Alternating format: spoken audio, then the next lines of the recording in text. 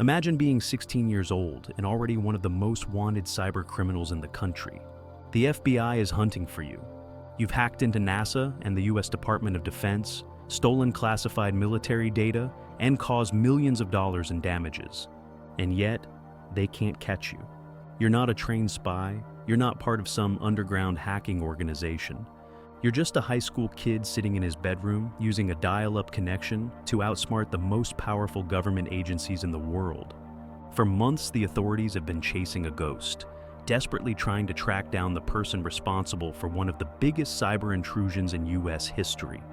And when they finally do, instead of sending you to prison for life, they make you an offer. This isn't some Hollywood movie.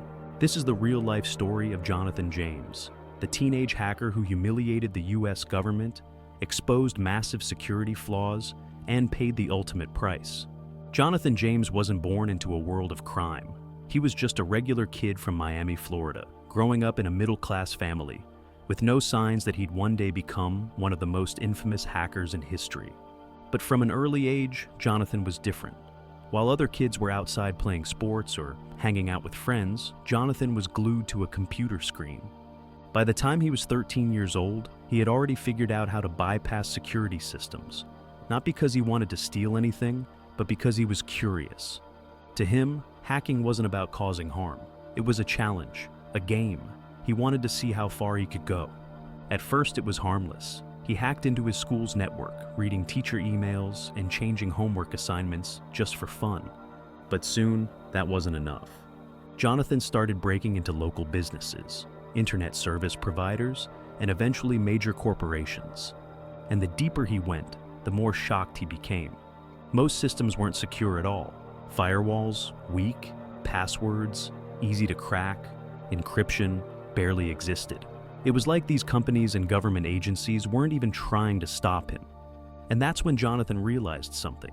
If these small companies had such weak security, what about the big ones? What about the government? At just 15 years old, he made a decision. He was going to hack the US military. Jonathan didn't want money. He didn't want fame. He wanted a challenge, something that no one thought was possible. So, at just 15 years old, he set his sights on something unthinkable: the US Department of Defense. Most people assume that military networks are impossible to hack. But Jonathan? He saw a weakness. He discovered that a government contractor's server had a small security flaw, a tiny crack in the system that no one had noticed. To an average person, it was nothing, but to Jonathan, it was an open door. With just a few lines of code, he slipped in. And suddenly, he wasn't just inside a random server. He was inside the Department of Defense's military network. He had access to real-time military operations, confidential emails, and classified security protocols. He was watching the US government from the inside, and no one knew. For months, he kept coming back, exploring deeper and deeper into the system. But Jonathan wasn't satisfied yet. If he could hack the military, what else could he do? That's when he set his next target: NASA. Hacking the Department of Defense was one thing, but NASA? That was a whole different level. Jonathan wanted to test the limits of what was possible. Could he break into the world's most advanced space agency, an organization responsible for sending humans into orbit and controlling satellites across the globe? He had to find out. So he started digging. After weeks of searching, he found an entry point, a vulnerability in NASA's network security that gave him access to internal systems. Once inside, he moved carefully, making sure to stay undetected. And then, he found something big. Buried deep in NASA's servers was highly sensitive software, code that controlled critical functions on the International Space Station, ISS. Jonathan downloaded it all, a total of $1.7 million worth of software, stolen straight from NASA's system. This wasn't just some random files. This was life support software that astronauts relied on to survive in space. Jonathan had no intention of using it. To him, this was just another challenge completed. Another proof of concept that security at even the highest level was laughably weak. And for a while, NASA had no idea he was even there, until he made one mistake. Jonathan had been too comfortable, too confident. He tripped an internal security alert, exposing his presence inside NASA's system. The agency panicked. If someone had access to their life support controls, what else could they do? Could they shut down communications, manipulate satellites, sabotage missions? NASA had no choice. They immediately shut down their entire network, locking out thousands of employees. The breach caused a 21-day total system lockdown, costing millions of dollars in damages. And now, the FBI was involved. Jonathan James had no idea what was coming next. When NASA realized they had been hacked, they had no clue who was responsible. They assumed this was the work of a highly trained cybercriminal, maybe even a foreign government attempting to steal classified technology. Whoever had done this was dangerous, and they needed to be found immediately. The FBI launched a massive investigation, working with NASA's cybersecurity teams to track the hackers' digital footprint. But Jonathan? He had covered his tracks well. For months, the FBI cyber unit struggled to trace the attack back to a specific location. Jonathan was too careful, using proxy servers, encryption tools, and other tactics to stay hidden. But even the smartest hackers make mistakes, and Jonathan's mistake was tiny, barely noticeable. But for the FBI, it was enough. One small misstep led investigators to an internet provider in Miami, Florida. From there, they narrowed it down to a single house. And on January 26, 2000, the FBI made their move. A SWAT team stormed the property, smashing through the front door in a high-risk cybercrime raid. Inside, they found Jonathan's computers, hard drives, and hacking tools. And when they finally saw who was responsible, they were in shock. The mastermind behind one of the biggest cyber intrusions in US history wasn't some international hacker group. It wasn't an underground cyber cartel.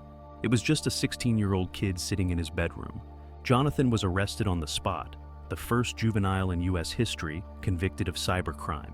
The kid who had hacked NASA and the Department of Defense was now completely powerless. Jonathan James was facing serious charges. Hacking into NASA and the Department of Defense wasn't just some teenage prank. It was a federal crime. The US government wanted to make an example out of him. If he had been an adult, he could have faced up to 10 years in prison for cyber intrusion and theft of government data. But since he was only 16 years old, things weren't so simple. The court had to treat him as a juvenile, which meant no long-term prison sentence. Instead, Jonathan pleaded guilty to hacking-related charges and was sentenced to 6 months of house arrest, a ban on using computers for recreational purposes, mandatory probation until he turned 18, letters of apology to NASA and the Department of Defense. Compared to what could have happened, Jonathan got off lightly. But here's where things get really interesting. Instead of treating him as a threat, the US government saw him as something else, a weapon. Jonathan had just exposed major security flaws in two of the most powerful agencies in the country. If someone like him could do it from his bedroom, what could an actual enemy accomplish? The FBI and military had a choice: punish him and risk other hackers learning from his techniques, or hire him and make him work for them. So they made an offer. They wanted Jonathan to join the government's cybersecurity team, using his skills to strengthen the very systems he had once broken into. He would be given access to elite resources, work with top experts, and have a clean slate. It was an opportunity that could have changed his life forever. But Jonathan's answer? Number. He didn't trust them, and that decision would lead him down a very different path. Jonathan didn't hesitate when he rejected the government's offer. To him, it was never about power, money, or working for the system. He had spent years exposing security flaws, proving that even the most powerful institutions were vulnerable.